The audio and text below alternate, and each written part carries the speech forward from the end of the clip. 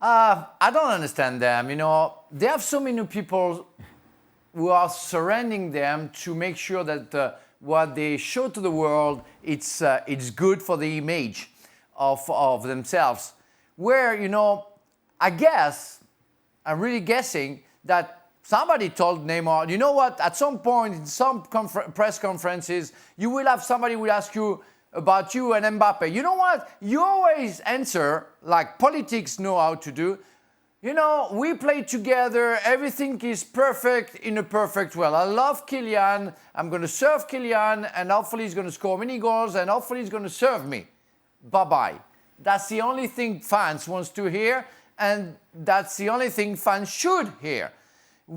Don't make people guess if you get along well or not with Mbappe, and it goes the other way around.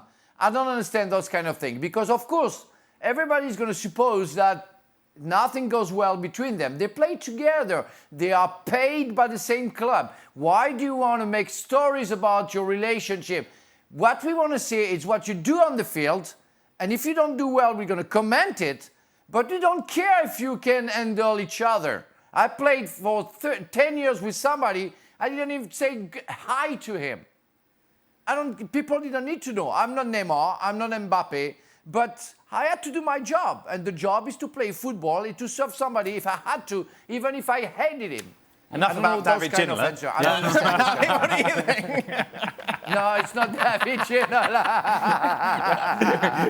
Well done. Suddenly I'm more interested about... I know, who did Frank not talk Who to? is it that Frank Craig hates? Burley? That was 10 years, Potentially.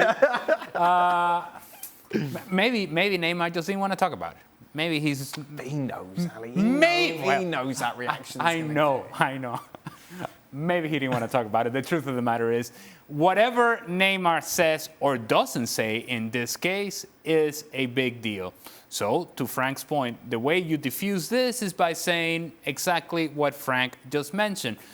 You give basically an automatic answer, automatic response, to the point to where then people stop asking the question.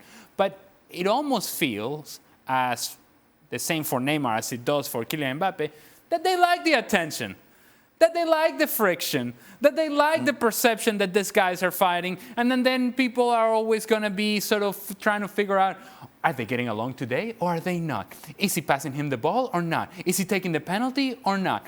Because if you didn't like it, if you didn't like the attention, you diffuse it. Right. To me, it feels like all of this just goes a long way in filling their ego. They're talking about us separately together, and I don't think they do it as saying, hey, let's do this as a plan. No, Mbappe is doing it on his own to fill his ego, and Neymar is doing it on his own to fill his ego, because both of them feel like they should be number one.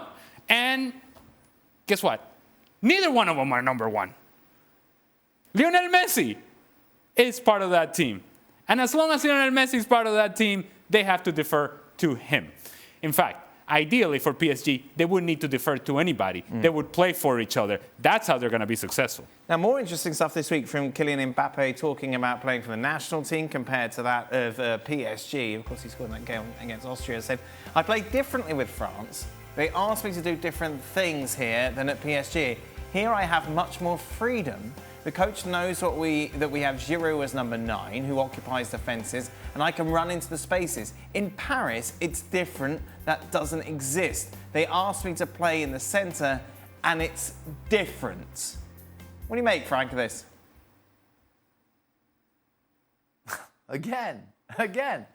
Please, Kylian, focus on what you have to do and don't comment it. If you have an issue, I guess you sign a new contract like a couple of months ago, where you should have discussed about that before signing. It's not only about numbers, endorsements, it's also about what you're going to do on the field, and it should be discussed with maybe the coach. If it's not the coach, he didn't sign yet, you say, I don't want to play as a striker.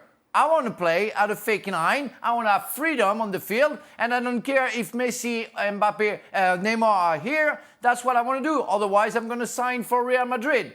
But why do you want to talk now? Something you cannot do for your club, where you sign and you still have to play until at least June. That's That's unfair to the club as well. That's unfair to Christophe Galtier, and that's unfair to teammates because you create issues. You are saying, okay, now you don't want to do. I want to do like Messi and Neymar. I want to be free. It's going to be a big mess if everybody does that. So you're clever enough to know that making that comment doesn't serve you, doesn't serve your club, it doesn't serve your teammates. It's really hard to have any sort of sympathy for Kylian Mbappe.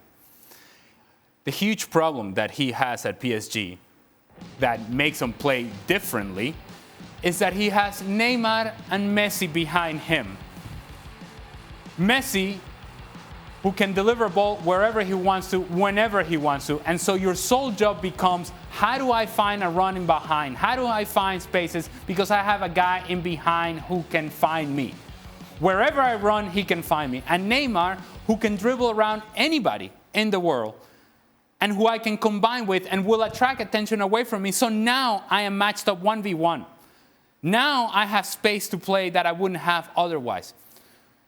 And you want me to feel what exactly by saying that you're told to play a different role at PSG? All strikers in the world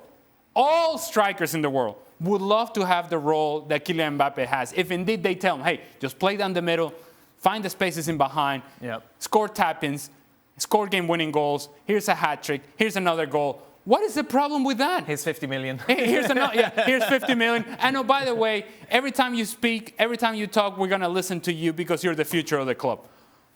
What is so wrong about this? In what world is there space to complain there?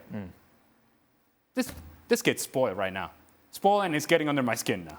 Wow. I'm getting angry now. That's it. I'm getting worked up. Well, thank you very much for watching ESPN on YouTube. For more sports highlights and analysis, be sure to download the ESPN app. And for live streaming, premium content, and let's not forget as well, ESPN FC 7 days a week. Subscribe to ESPN+.